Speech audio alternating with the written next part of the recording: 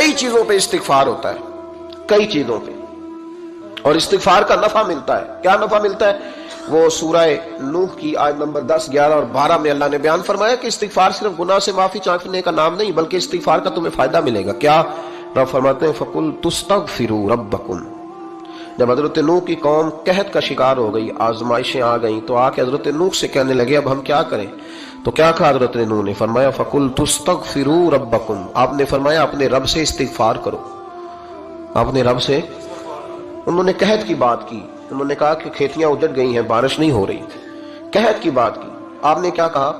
استغفار کرو، کیونکہ انہ کان غفارا، بے شک اللہ بڑا ہی بخشنے والا۔ وہ کیا کرے گا؟ یرسل السماء علیکم مدرارا، وہ تم پر موسلا دار بارش برسائے گا۔ جب تم استغفار کرو گے تو اللہ موسلا دار بارش برسائے گا، ویمددکم، اور وہ تمہاری مدد کرے گا۔